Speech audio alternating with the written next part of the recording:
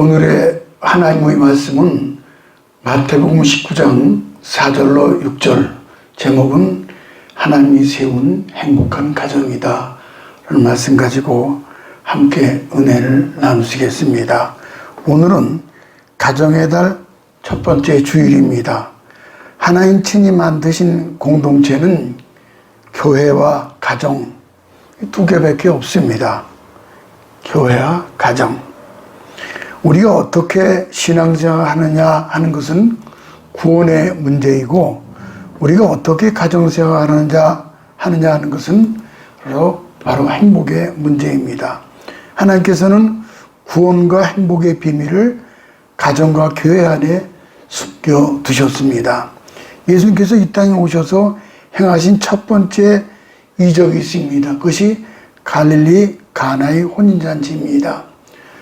포도주가 떨어지자 이제 어머니에게 말씀하시기를 마리아에게 물을 명하사 포도들을 만들어서 주시는 사건이 이제 이를 행하십니다. 이 포도주는 기쁨과 행복을 뜻하죠.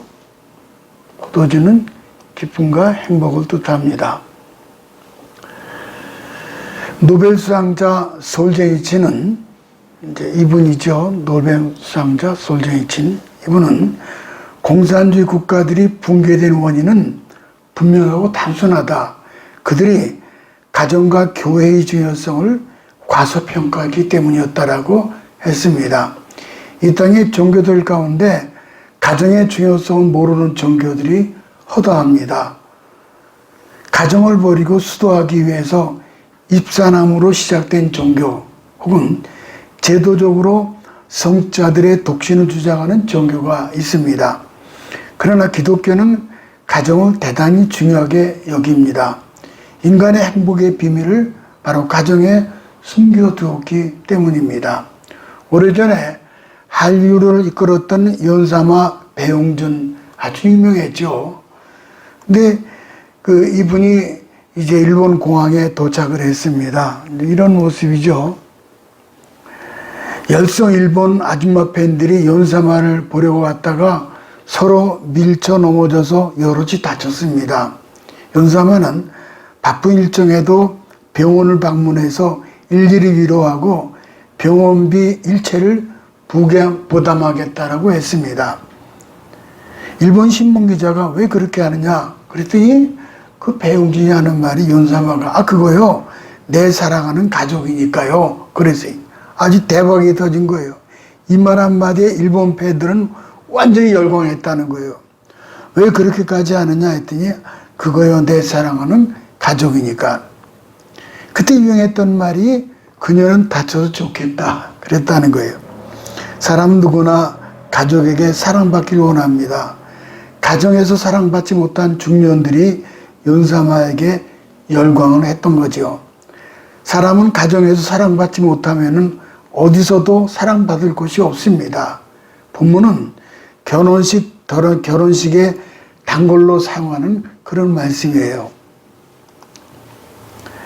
결혼식에 목사님이 주례하는 것은 가장 바람직하며 또 축복된 일이죠. 또 이어서 사도 베드로를 통해서 천국까지 함께하는 가정으로 믿지 않는 남편을 둔 아내들에게, 혹은 믿는 남편에게 아내를 어떻게 대할 것인지 그렇게 이제 말씀을 전하도록 하겠습니다. 첫 번째는 하나님이 짝지어준 가정이다. 6절 다시 볼까요? 그러므로 하나님이 짝지어 주신 것을 사람이 나누지 못할지니라 하시니. 한 남자와 한 여자를 남편과 아내로 짝지어 주신 분은 하나님이세요.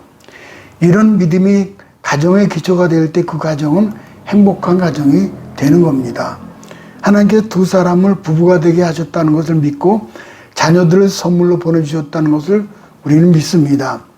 많은 사람들이 가정은 우연이라는 계기로 만들어진 것이라고 생각을 합니다. 그러나 그것은 우연이 아니라 필연입니다.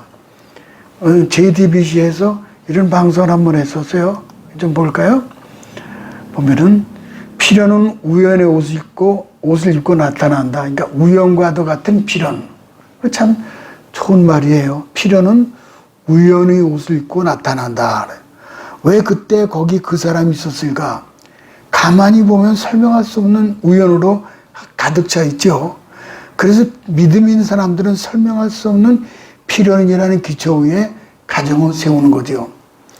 우리의 믿음의 사람들은 우연처럼 보이는 그런 사건들 속에 보이지 않은 하나님의 손길을 우리가 느끼고 있습니다.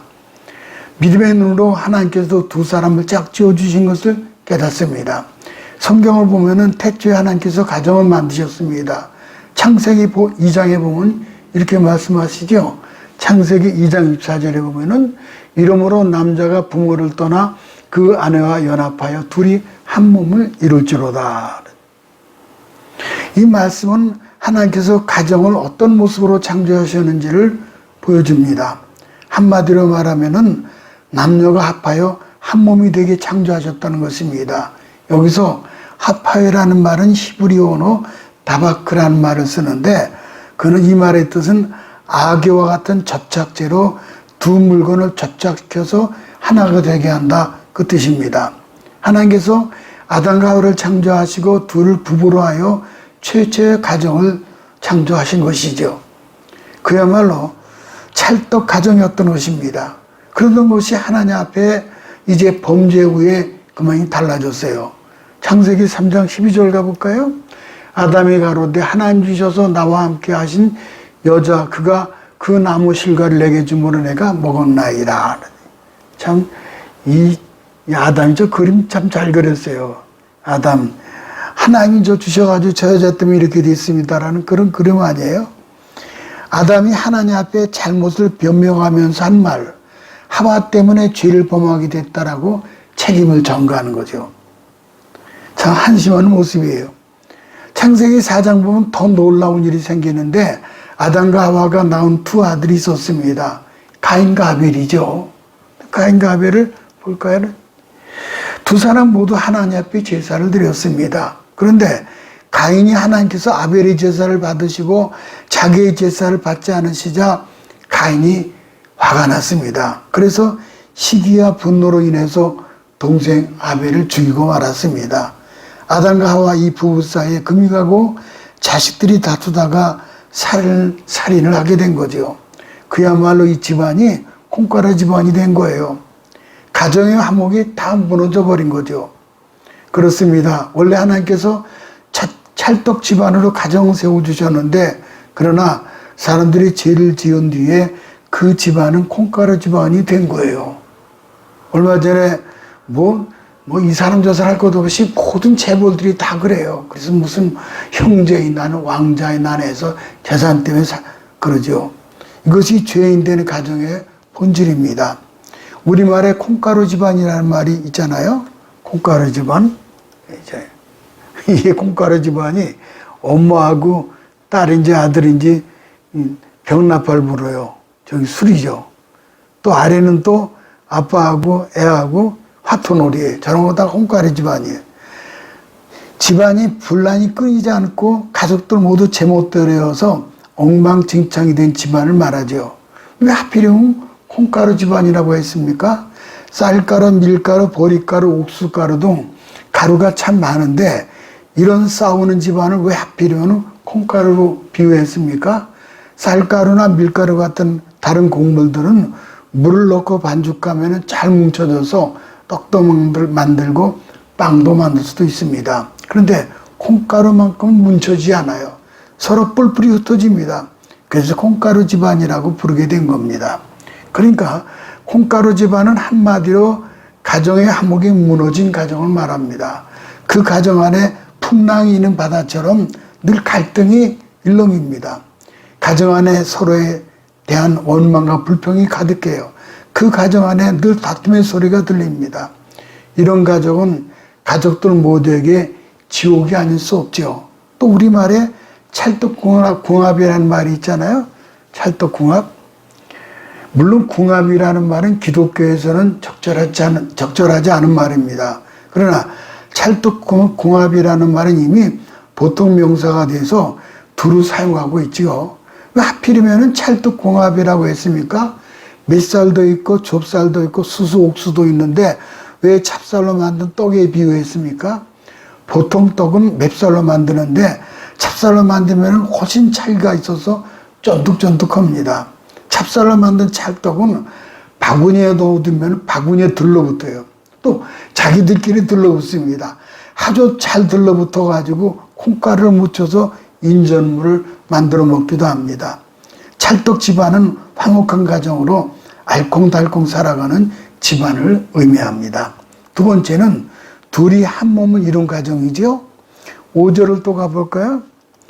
사람이 그 부모를 떠나서 아내에게 합하여 그 둘이 한 몸이 될지니라 하신 것을 읽지 못하였느냐. 부모를 떠나, 이 말씀이 굉장히 중요하죠. 이것을 깨닫지 못하고 마마보이들이 결혼해가지고 젊은 신혼부부들이 상처를 받고 힘들어합니다. 밤에 잠잘 때 새댁에 이렇게 말합니다. 여보, 자기 내 꿈꿔. 그랬단 말이에요. 그랬더니 그래, 자기도 내 꿈꿔. 그 얼마나 행복합니까? 그 신랑은 뭐라고 대답하냐면 엄마한테 물어보고 그 엄마가 뭐라고 하시든 그러니까는 엄마가 네 꿈까지 다 꾸어준대. 이런 신랑하고 살아가야 되니 얼마나 한심합니까? 둘이 하나를 이루라는 말씀은 신비 중에 신비죠. 사실 둘이 하나를 이룬다는 것은 세상적으로 쉽지 않습니다. 1 플러스 1은 2가 되잖아요. 그렇잖아요. 1 더하기 1은 이퀄 2가 되는데 근데 1 플러스 1, 1이 된다는 거예요. 이게 무슨 뜻이에요? 쉽지 않은 일이죠. 그리고 여기에 하나의 기적이 필요한데 십자가에서 그 기적을 보죠. 십자가를 볼까요? 보세요. 십자가는 가로막대기와 세로막대기 둘이 하나로 합쳐져서 만들어졌죠. 이것은 중요한 통찰력을 가르쳐 줍니다. 둘이 하나가 되려면 십자가의 희생과 헌신이 필요한 겁니다.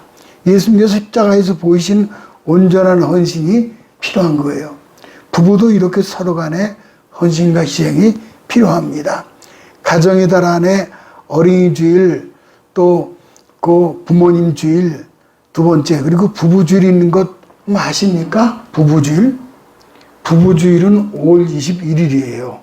5월 20일. 부부 주일은 며칠이라고요? 5월 20일. 사연은 이렇습니다. 5월에 둘이 하나가 된다, 그런 뜻이에요. 해보세요. 5월에 둘이 하나가 된다. 5월 20일이 부부의 날이에요. 부부의 날을 처음 주장한 분은 경남 창원에서 목회하시는 권재도 목사님이에요.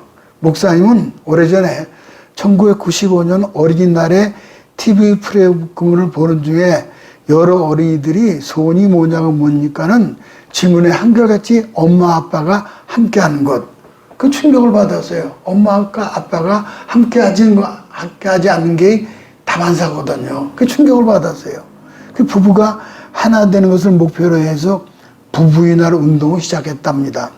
1995년 5월 21일 첫 번째 부부의 날 행사를 갖고 기독교인 가정을 중심으로 부부의 날 지키기 운동을 시작했습니다. 이렇게 좋은 뜻이 전해지면서 일반에게 알려지고 확산되면서 부부의 날 위원회가 조직되었습니다. 그리고 2003년 12월 18일 국가기념일 제정을 위한 청원을 했고 2007년에 국회가 본회의에서 결의하면서 법정 기념일로 제정이 된 겁니다. 참 이런 사연이 들어있어요.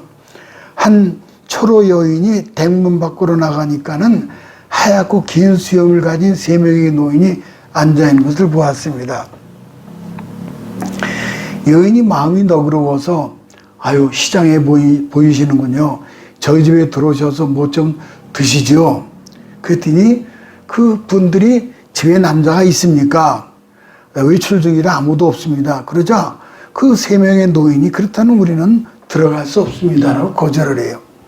저녁이 되어서 남편이 집에 들어오자 낮에 이야기를 예주해 주었습니다. 그 남편이 내가 집에 돌아왔다고 말하고 집 안으로 모셔드리자. 부인은 밖으로 나가서 그 노인들이 그냥 있는 거예요. 노인들에게 남편이 돌아왔으니 집으로 들어오시오. 그랬어요. 그러자 세 노인은 우리는 함께 집으로 들어갈 수 없습니다. 그러면 한 사람이 이렇게 말을 이어가는 겁니다. 내 이름은 부입니다. 이 친구는 성공이고 저 친구는 사랑입니다. 이제 집으로 들어가서 남편과 상의하세요. 우리 셋 중에 누가 당신의 집에 들어가기 원하는지. 부인이 들어가서 남편에게 얘기를 하니까 남편이 얼굴이 한박 웃음을 지면서 그러면 여보 우리 부를 집으로 초대해서 우리 집이 부자로 부유함으로 가득 채웁시다. 그런 거예요. 그래서 부인은 성공을 초대하는 것이 더 낫다. 서로 의견이 달라서 언성이 높입니다. 근데 며느리가 조언하는 거예요. 어머니 아버지 그러지 말고 사랑을 초대하는 것이 더 낫겠습니다. 그래서 며느리 의견에 따라서 사랑을 초대하기로 했습니다. 부인은 밖으로 나가서 세 노인에게 어느 분이 사랑이세요? 저희 집으로 들어오시죠. 그러자 사랑이 일어나 집 안으로 들어오고 이어서 다른 두 사람 부와 성공도 집 안으로 따라 들어오더라는 거예요. 깜짝 놀란 부인이 부와 성공에게 저는 사랑만 초대했는데 두 분 왜 따라 들어오시죠? 그러자 두 노인이 이렇게 대답하는 거예요. 만약 당시 우리 둘 중에 하나인 부나 성공을 초대했다면은 우리 세 사람 중 다른 두 사람 밖에 그냥 있을 겁니다. 그러나 사랑을 초대했으므로 사랑이 가는 곳에는 부와 성공도 따라가기 마련입니다. 그렇습니다. 이런 예증이 우리에게 주시는 교훈은 뭐예요? 사랑이 있는 곳이 어디나 부와 성공도 함께 따라오더라는 법칙입니다. 마지막 세 번째는 천국까지 함께 가는 가정이죠. 크게 둘로 보면은 첫째는 믿지 않는 남편을 둔 아내에게 베드로전서 3장 1절을 가볼까요? 아내들아 이와 같이 자기 남편에게 순종하라. 이는 혹 말씀으로 순종하지 않은 자라도 말미암지 않고 그 아내의 행실로 말미암아 구원을 받게 함이니 그랬어요. 교회 안에서 마음이 아플 때가 있죠. 그것은 아내 혼자 교회에 나오는 경우죠. 부부가 행복하게 신앙생활한 것을 보고 나는 언제나 저렇게 해보나 우리 남편은 언제나 저렇게 교회 나올까는 그리고 마음 아파하죠. 근데 사실 아내가 먼저 믿었다면은 그건 하나님의 은혜죠. 성경이 이렇게 약속하지요. 사도행전 16장 31절 가볼까요? 주 예수 그리스도를 믿으라. 그리하면 너와 네 집이 구원을 받으리라. 아주 유명한 말씀이죠. 성경은 가정 단위로 구원을 이루어가세요. 성경은. 그래서 6월절 출애굽 당시 6월절에 피를 바른 가정, 라합의 가정, 여리고성에 똑같죠 다. 현재 믿지 않는다면 분명히 구원의 기회가 있습니다. 하나님 모든 사람이 구원받기를 원하셔요. 탐관 오리의 대명사는 누굽니까? 삭개오죠. 어느 날 삭개오가 예수를 믿게 되죠. 그리고 예수님이 직접 전도한 분이 삭개오예요. 또 우편의 강도도 숨지기 직전에 십자가에서 예수님이 직접 구원시켜요. 이러고 보면은 참 구원은 기회가 있어요. 현재 우리 가정에 3대 4대가 믿는다면은 그것은 하나님의 큰 축복입니다. 그러나 아직 믿지 않는다면은 앞으로 구원의 축복이 있어요. 브리셀이라는 유명한 분이 있습니다. 이분이 모든 거룩한 성인, 그러니까 이제 현자들이죠. 성인들에게는 과거가 있다는 거예요. 그렇잖아요. 성 어거스틴이고 뭐 과거가 얼마나 참 그렇죠. 과거가. 근데 거룩한 성인에게 과거가 있고 모든 죄인에게는 미래가 있다. 꼭 맞는 말이 있으네요. 아내가 남편을 하나님께 인도하기 위해서 남편에게 복종해야 합니다. 순종이죠. 현대에는 순종하라, 복종하라는 말을 싫어합니다. 그러나 성경이 순종하고 복종하라는 것은 남자가 우월하고 여자가 열등하기 때문이 아니라 그것은 창조 질서 때문입니다. 고린도전서 11장 3절 가볼까요? 각 남자의 머리는 그리스도요, 여자의 머리는 남자요, 그리스도의 머리는 하나님이시라. 이런 구조죠. 이런 구조. 하나님이 천지 창조를 지으실 때에 제일 위에 하나님 계시고 그 밑에 그리스도가 있고 그 밑에 남자, 그 밑에는 여자를 만드신 거죠. 이것은 지배를 위한 질서가 아니고 행복을 위한 질서입니다. 이 세상의 행복을 위하여 하나님은 순종 복종하라고 합니다. 성경의 은혜의 복종의 의무를 지었지만 그것은 그 사랑의 보상의 축복을 주시기 위함이라는 거예요. 철학자 베이컨은 또 이렇게 말했습니다. 아내는 남편에게는 초년에는 연인이고 중년에는 친구이고 노년에는 간호사다. 공부하는 말씀. 여성의 섬김의 일생을 말한 거죠. 그래서 어머니는 일생 섬기기 때문에 자식들이 평생 어머니를 살아가는 거예요. 이것이 바로 섬김의 복이죠. 베드로전서 3장 1절에 보니까는 그 아내의 행실로 말미암아 구원을 받게 하려 함이니, 믿는 아내가 실수하기 쉬운 것은 말만 하고 행실의 본을 보이지 않는 거예요. 또 2절을 또 가볼까요? 너희의 두려워하며 정결한 행위를 봄이라. 보다라는 말은 흙기 보는 것이 아니라 예의주시하는 것을 말합니다. 그러니까 믿지 않는 남편들은 믿는 아내의 말을 예의주시하는 것이 아니라 아내의 행실을 예의주시하더라 그 말씀이에요. 두려워한다는 말은 존경하라는 뜻이고, 예수 믿는 아내들이 남편 앞에 벌벌 떨라는 말이 아니라 존경하고 존중하고 귀하게 여기라는 거죠. 정결한 행위는 깨끗하고 산뜻한 모습이고, 남편이 아내의 이런 모습 볼 때에 아내의 말을 믿고 아내가 믿는 신앙을 따르고 싶어진다는 그런 뜻입니다. 특별히 4절을 보니까 또 그래서 보면은 오직 마음에 숨은 사람을 온유하고 안정한 심령으로 속지 아니할 것을 알아. 이는 하나님 앞에 값진 것이니라. 온유하고 안정한 심령이다. 참 귀부인들입니다. 하나님을 잘 믿는 귀부인들. 온유하다, 젠틀, 부드럽다, 안정감, 차분하고 침착하다는 뜻입니다. 부드럽고 차분하고 그 안에 내적인 힘이 있어서 안정감을 갖추고 있죠. 바깥 세상의 온갖 풍파에도 차분하고 부드러운 모습을 보이는 아내는 남편에게 도움이 된다는 거죠. 오직 마음에 숨은 사람, 이제 이런 그림이죠. 오직 마음에 숨은 사람이라는 것은 보이지 않는 마음속의 내면의 아름다움을 말합니다. 아브라함이 아내 사라의 경우가 그렇죠. 남편을 주라고 부르잖아요. 남편을 주라고. 이제 아브라함이 이제 사라가 아브라함을 향해서 주라 그랬죠.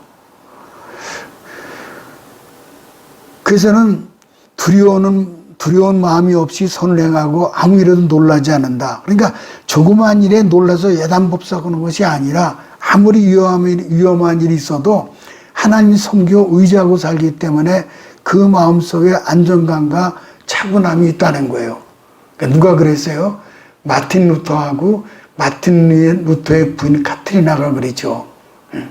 그 마틴 루터가 종교개혁 일으킬 때 너무 힘들어가지고 지쳐 있었는데, 그 카트리나가 이제 이제 베옷을 입고 나타났어요. 아니 누가 죽었어? 그랬더니 하는 말이 하나님이 돌아가셨어. 그러니까 하나님 죽다니 무슨 말이요? 그럼 당신이 이렇게 낙심해. 그랬다는 거예요.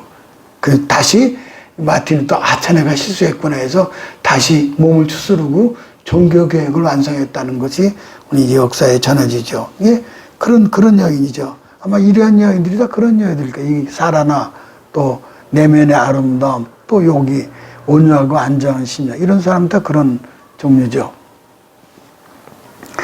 우리의 신앙의 마음에는 언제나 안정감이 있습니다. 아내에게 안정감이 있으면은 가정이 안정되고 아이들도 정서적으로 안정감을 갖고 성장합니다. 하나님께서 이렇게 부드러움과 차분한 모습으로 가정을 가꾸라고 권하고 계십니다. 그다음 이제 맨 마지막입니다. 믿는 남편에게 말하죠. 베드로전서 3장 7절을 가볼까요? 보면은 베드로전서 3장 7절 가볼까요? 남편 된 자들아, 이와 같이 지식을 따라 너희 아내와 동거하고 저는 더 연약한 그릇이요 또 생명의 은혜를 유업을 함께 받을 자로 알아 귀히 여기라. 이는 너희 기도가 막히지 아니하게 하려 함이라. 여러분, 여자는 연약한 그릇이에요.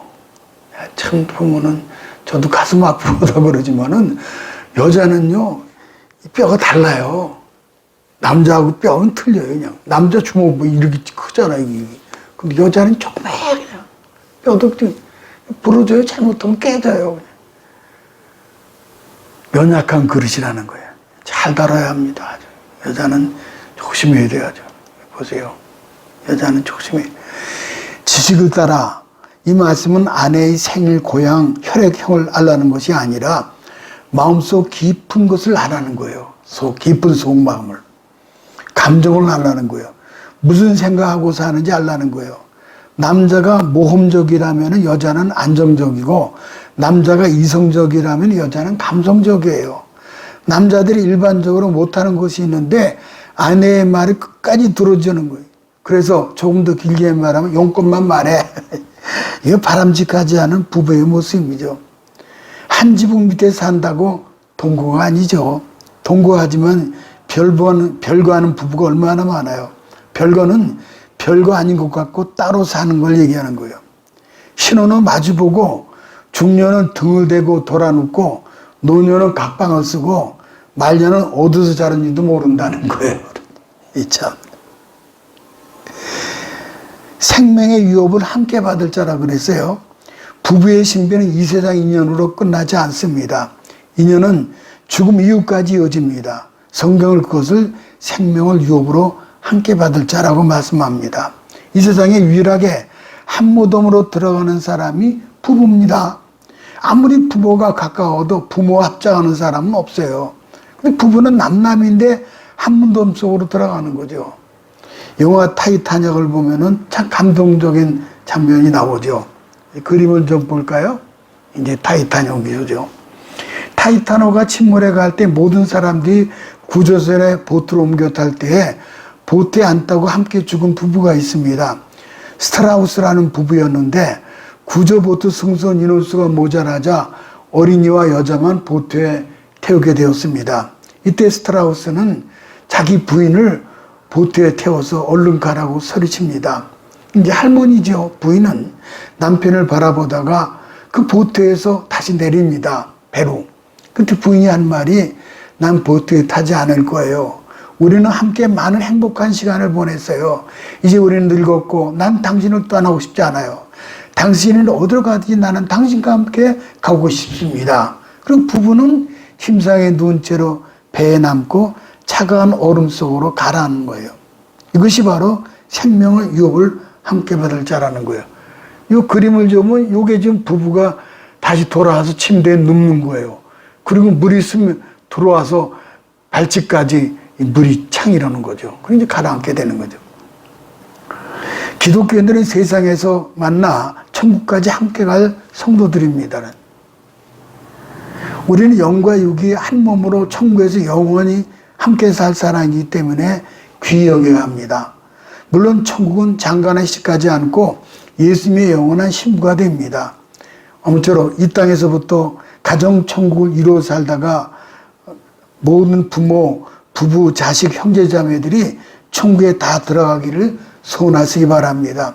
하나님이 세우신 모든 비전교회 가정 후에 지상천국과 천국과 영원한 천국을 다 천국들이 성취되시기를 주님의 이름으로 축복합니다.